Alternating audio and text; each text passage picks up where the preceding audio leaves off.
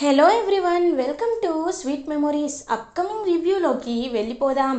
జగదాత్రి, కేదార్, భరద్వాజ్ ముగ్గురు డాక్టర్ ఇంటికి వెళ్ళి డాక్టర్కి తనే అసలైన జేడి అని ఐడి కార్డు చూపించి మరీ డాక్టర్ని భయపెడతారు. జగదాత్రి, ఇప్పుడు నీకు రెండు ఆప్షన్స్ ఉన్నాయి. ఒకటి ఏంటి అంటే నిజం చెప్పకుండా ఇలా అనే డాక్టర్గా కంటిన్యూ అవ్వు. నీపై మేము కేసు వేసి పోలీసులతో మిమ్మల్ని అరెస్ట్ చేయించుతాం. మీ డాక్టర్ లైసెన్స్ని కూడా క్యాన్సిల్ చేయిస్తాం. రెండు, నిజం ఒప్పేసుకొని నిషిక ప్రెగ్నెంటే అవ్వలేదు అని ఇంటికి వచ్చి మా మావయ్య గారికి చెప్పి తర్వాత అసలు డాక్టర్గానే ఉండకుండా క్లినిక్ని కంప్లీట్గా క్లోజ్ చేసి వేరే ఏదైనా పని చూసుకో అని ఆప్షన్స్ ఇస్తారు. ఇలాంటి ఒక లంచాలు తీసుకునే డాక్టర్ సొసైటీలో ఉండకూడదు. తను ప్రాణానికి ప్రమాదం, పేషెంట్స్ ప్రాణానికి ప్రమాదం అని ఇలాంటి డెసిషన్ తీసుకుంటారు జగదాత్రి అండ్ కేదార్. ఇంకా ఆవిడ జగదాత్రి కాళ్ళు పట్టుకుని డాక్టర్, మేడం మీరు చెప్పినట్టే చేస్తాను, మీరేం చెప్తే అదే చేస్తాను అని అంటుంది. ఓకే, అయితే మాతో పాటు ఇంటికి రండి అని చెప్పి జగదాత్రి, కేదార్ ఇద్దరు డాక్టర్ని తీసుకొని ఇంటికి బయలుదేరుతారు. ఇది ఇలా ఉండగా నిషిక, వైజయంతి ఇద్దరు ఒకరితో ఒకరు మాట్లాడుకుంటారు. అమ్మి, నిషిక వాళ్ళిద్దరిని సుధాకర్ అసహించుకుంటుంటే నీకు చాలా సంతోషంగా ఉంది కదా, రేపు వాళ్ళని బయటికి కూడా గెంటేస్తారు అని అంటారు. ఏంటత్తయ్యా, మీరు ఏదైనా ప్లాన్ వేశారా ఏంటి, బయటికి గెంటేస్తారంటున్నారు అని అంటారు. అవునమ్మి, ఇవాళ ఇంకొక విషయం చేయబోతున్నాం. మనం సుధాకర్ బోని కొంచెం ప్రమాదంలోకి నెట్టి ఆ ప్రమాదానికి కూడా కారణం జగదాత్రి, కేదార్ అని తెలిసేలా చేస్తే అప్పుడు ఆస్తి కోసమే సుధాకర్ని కూడా కేదార్ చంపాలనుకుంటున్నాడని అందరినీ నమ్మిస్తాము. కౌశికి వచ్చేలోపు వాళ్ళిద్దరు బయటికి పోతారో అని వైజయంతి అంటుంది. వావ్, సూపర్ అత్తయ్య, రండి అయితే ఆ జగదాత్రి, కేదార్ ఎక్కడున్నారో చూద్దామని వెళ్ళేసరికి జగదాత్రి, కేదార్ ఎక్కడ కనిపించరు. శ్రీవల్లి జగదాత్రి ఇంట్లో పనిచేసుకుంటూ ఉంటుంది. వైజయంతి శ్రీవల్లి దగ్గరికి వెళ్ళి, ఏయ్ ఏరా జగదాత్రి, కేదారు అని అడుగుతారు. వాళ్ళు నిషికా వదిన పనిపైనే బయటికి వెళ్ళామని చెప్పారమ్మా. అది మాత్రమే కాదు, నిషికా వదిన పని అయిపోతుంది అని కూడా చెప్పారు అని అంటుంది. ఒక్కసారిగా నిషికాకి చెమట్లయితే పట్టేస్తాయన్నమాట. ఇంకా షాక్లో ఉండిపోతుంది. ఇదేంటి ఇలా మాట్లాడుతున్నారు వీళ్ళు అని ఇంకా నిషికా, వైజయంతి ఇద్దరు షాక్లో ఉంటారు. అప్పుడే జగదాత్రి, కేదార్ డాక్టర్ని తీసుకొని ఇంటికైతే రీచ్ అవుతారు. ఇంకా డాక్టర్ అలా ఇంటికి రాగానే సుధాకర్, ఏంటి డాక్టర్ని ఇంటికి తీసుకొచ్చారా అని చెప్పి జగదాత్రి, కేదార్ ఏంటా ముభావంగా ఉన్నారని చెప్పి చూస్తూ ఉంటారు. మావయ్య గారు, మేము చెప్తే మీరు నమ్మలేదు, కానీ ఇప్పుడు నిజాన్ని మేము బయట పెట్టాలి అనుకుంటున్నాం. నిషిక ప్రెగ్నెన్సీ పోవడానికి కారణం మేమే అని మీరు అనుకుంటున్నారు, కానీ అసలు నిషిక ప్రెగ్నెంటే కాదు అని అంటుంది జగదాత్రి. ఒక్కసారిగా సుధాకర్ అలా షాక్లో ఉండిపోతారు. నిషిక ఇంకప్పటికీ దబాయించాలని ప్రయత్నిస్తూ, ఏయ్ ఏంటే నోటికొచ్చినట్టు వాగుతున్నావు, నేను ప్రెగ్నెంట్ కాదని చెప్పడానికి నువ్వెవరు, నువ్వేమైనా డాక్టర్ అనుకుంటున్నావా, లేకపోతే ఇంకేదైనా అనుకుంటున్నావా, చూడు నేను ప్రెగ్నెంట్ని, కానీ నా ప్రెగ్నెన్సీని పోగొట్టిన నిన్ను మావయ్య గారు ఎప్పటికీ క్షమించరు అని అంటుంది నిషిక. సరే, మేము చెప్తే మావయ్య గారు నమ్మరంటావా అని అంటారు. నేనెలా నమ్ముతానమ్మా అని అంటారు సుధాకర్. సరే, మీరు ఎవరు చెప్తే నమ్ముతారో వాళ్ళనే తీసుకొచ్చాం మావయ్య గారు అని ఇంకా అలా వెంటనే డాక్టర్ని అయితే తీసుకొస్తారు. ఒక్కసారిగా ఇంకా డాక్టర్ని చూసి షాక్లో ఉండిపోతారు యువరాజ్, నిషిక అండ్ వైజయంతి. ఇంకా అలా చూస్తూ ఉండిపోయేసరికి డాక్టర్ వస్తారనమాట సుధాకర్ దగ్గరికి. వచ్చి, సార్ నేను మీకు నిజం చెప్పాలి అనుకుంటున్నాను. ఆ రోజు నిషిక వాళ్ళు నాకు డబ్బులు ఇచ్చి ప్రెగ్నెంట్ అని అబద్ధం చెప్పమన్నారు.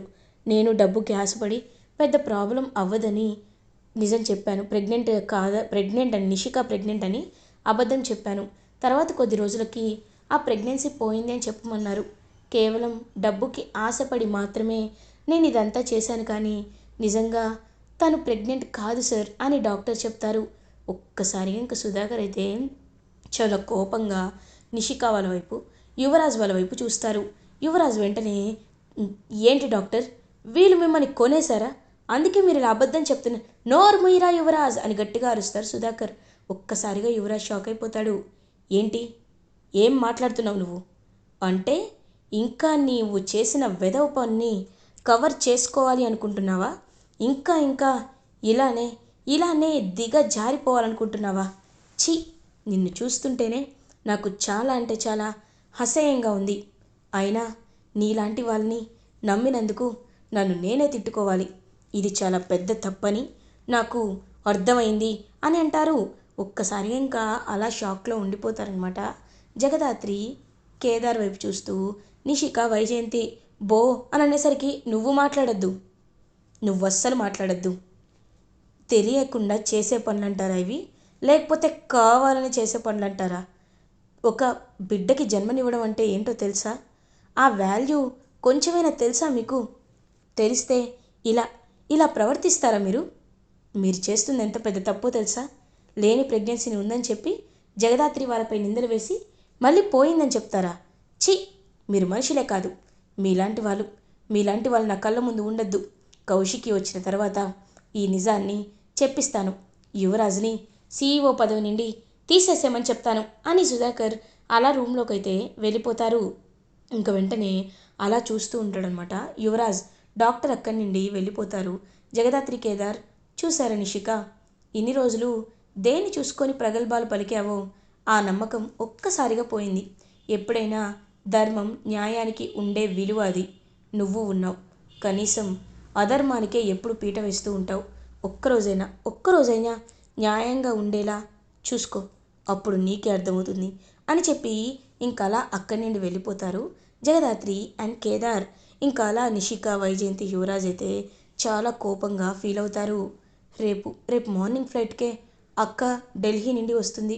ఒకవేళ అక్కకి నిజం తెలిస్తే ఇంకేం లేదు, ఖచ్చితంగా మనల్ని ఇంట్లో నుండి గెంటేస్తుంది అని అంటారు.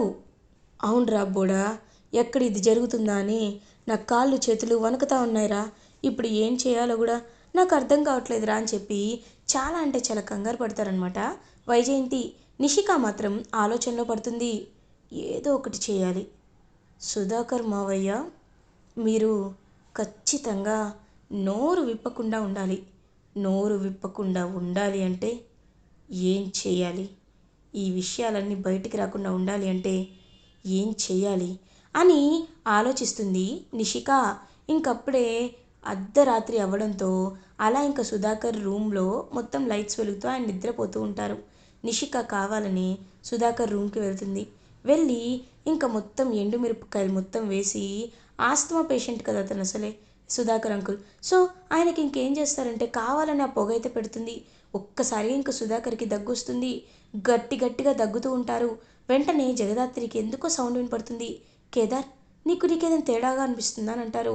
అవును దాత్రి, ఏదో స్మెల్ వస్తుంది, పద చూద్దామని చెప్పి ఇంకా అలా కిందకైతే తీసుకొని వెళ్తారు. ఇద్దరు వెళ్ళేసరికి సుధాకర్ రూమ్లో నుండి పొగొస్తుంది. ఒక్కసారిగా ఇంకా షాక్లో ఉండిపోతారనమాట అందరూ. ఇంక వెంటనే అయ్యో మావయ్య గారు అని చెప్పి ఇంక వెంటనే సుధాకర్ని కాపాడుతారు జగదాత్రి అండ్ కేదార్. కాపాడి ఇంకా అలా హాస్పిటల్కి అయితే సుధాకర్ని అయితే తీసుకుని వెళ్తారు. సుధాకర్కి అప్పటికే పాపం ఆస్తమా మొత్తం ఫుల్ అయిపోవడంతో ఇంకా అలా హాస్పిటల్లో జాయిన్ చేసి ట్రీట్మెంట్ ఇస్తూ ఉంటారు. నిషిక ఏమీ తెలియనట్టు సైలెంట్గా ఉంటుంది. ఏంటే మా మావయ్య గారిని ఏం చేయాలనుకున్నావు అని అడుగుతారు. నిషి, పిచ్చిగా మాట్లాడావంటే ఏం చేస్తానో నాకే తెలీదు. మావయ్య గారిని మేమేం చేస్తాం అని అంటారు. విషయం తెలుసుకొని కౌశికి అయితే ఇంకా అలా వస్తుందన్నమాట, ఇంటికి వస్తుంది. లైక్ నిషిక హాస్పిటల్కి వస్తుంది. హాస్పిటల్లో ఒక్కసారిగా పాపం సుధాకర్ని చూసి షాక్ అవుతుంది. ఇంతలోనే ఇలాంటి బ్యాడ్ ఇన్సిడెంట్ జరిగిందేంటో నాకు అర్థం కావట్లేదు దాత్రి అని అంటారు కౌశికి. వెంటనే ఇంకా జగదాత్రి కేదార్ అయితే కోపంగా నిషిక వైపు చూస్తారు. ఇంకా నిషిక, నేనే ఎండుమిరపకాయలు వేశానని ఇంట్లో ఎవ్వరికీ తెలీదు, ఎస్ ఇలానే ఉండాలి అని హ్యాపీగా ఫీల్ అవుతుంది. కరెక్ట్గా అదే టైంకి ఇంకా అలా కావాలనే జగదాత్రి రమ్యకి మెసేజ్ చేస్తుంది. రమ్య హాస్పిటల్కి వస్తుంది. సుధాకర్ గారిపై ఎవరో కావాలనే మర్డర్ అటెంప్ట్ చేశారని అర్థమవుతుంది మేడం. అందుకే మేము ఇన్వెస్టిగేట్ చేయాలి అనుకుంటున్నాం. ఒకసారి మీ సెక్యూరిటీ గార్డు వాళ్ళకి చెప్పండి, సీసీటీవీని మేము సర్విలెన్స్లోకి తీసుకోవాలనుకుంటున్నామని అంటారు. ఓకే అని చెప్పి ఇంకా కౌశికి అంటుంది. సో కౌశికి చెప్పేసరికి రమ్య వాళ్ళు అలా వెతికేసరికి క్లియర్గా ఆ ఎండుమిరపకాయలు తీసుకువెళ్ళింది నిషిక అని తెలుస్తుంది. ఒక్కసారిగా ఇంకా అలా షాక్లో ఉండిపోతారనమాట ఫ్యామిలీ మెంబర్స్ అందరూ. ఇంకా వెంటనే యువరాజ్ అయితే నిషిక చెంప పగలగొడతాడు. ఏంటి, ఏం చేస్తున్నావు నువ్వు అంటే నాన్ననే చంపాలనుకున్నావా నువ్వు? నేను నేను నిన్ను ఊరుకోను, నిన్ను చంపేస్తాను అనేలోపు సార్ చట్టాన్ని మీ చేతిలోకి తీసుకోకండి. ఎవరు ఎలాంటి వారో మేం చూసుకుంటాం కదా, మీరు కంగారు పడకండి. అఫీషియల్గా ఇప్పుడు ఈ నిషికాని అరెస్ట్ చేస్తున్నామని అంటారు. ఛ, ఏంటిది నిషి, నువ్వు చేస్తుంది ఏమైనా భావ్యంగా ఉందా? మా మా బాబాయ్నే చంపాలనుకుంటావా అని అంటారు కౌశికి. అయ్యో వదిన, నేను కావాలని చేయలేదు వదిన అనేసరికి, ఆ పమ్మి, ఇన్ని రోజులు నీకు హెల్ప్ చేస్తుంటే నువ్వు నా భర్త ప్రాణం మీదకి తీసుకొస్తావా, ఛీ అని అసహించుకుంటుంది వైజయంతి. ఒక్కసారైనా జైలుకి వెళ్తే బుద్ధి వస్తుంది అని జగదాత్రి అలా చూస్తూ ఉంటే నిషికాని అరెస్ట్ చేసి తీసుకొని వెళ్ళిపోతారు.